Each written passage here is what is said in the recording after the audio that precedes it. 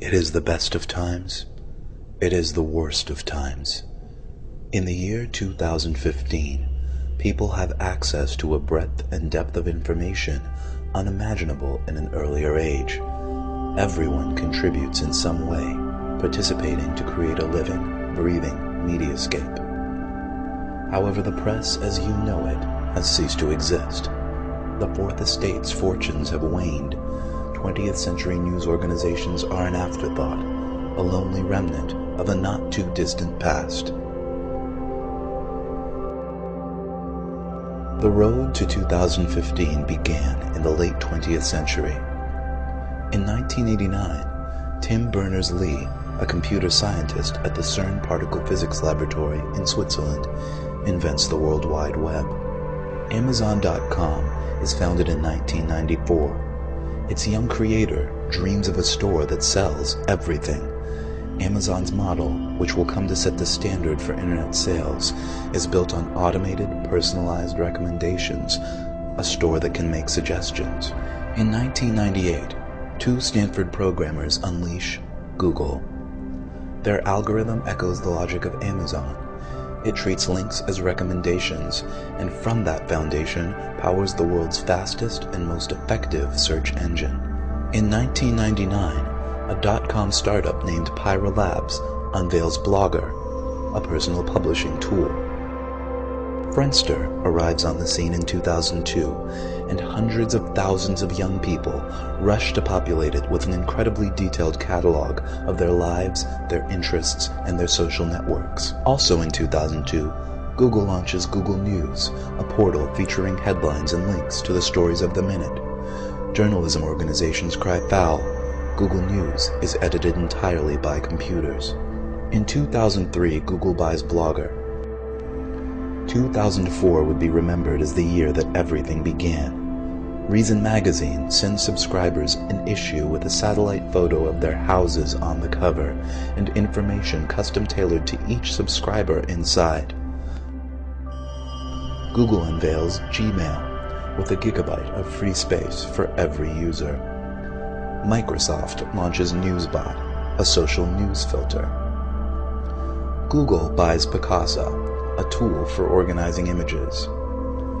Amazon releases A9, a search engine built on Google's technology that also incorporates Amazon's trademark recommendations. And then, in August, Google goes public. Awash in new capital, it acquires Keyhole, a company that maps the world and puts it online. Google also begins digitizing and indexing the world's libraries. Apple's iPod inspires podcasting, and the age of personal radio begins. We can all broadcast our own thoughts, our own music, directly to each other's music players. 2005. In a response to Google's recent moves, Microsoft buys Friendster. Apple releases the Wi-Fi Pod, a portable media player with integrated camera that can send and receive podcasts and images on the go. 2006. Google combines all of its services into the Google Grid, a universal platform that provides a functionally limitless amount of disk space and bandwidth to store and share media of all kinds. Each user selects her own level of privacy. She can store her content securely on the Google Grid, or publish it for all to see. It has never been easier for people to make their lives part of the media landscape. 2007.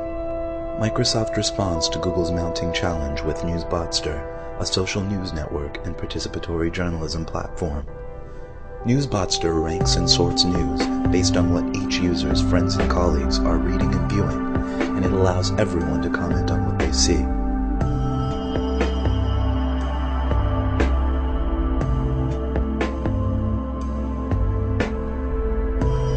2008 sees the alliance that will challenge Microsoft's ambitions.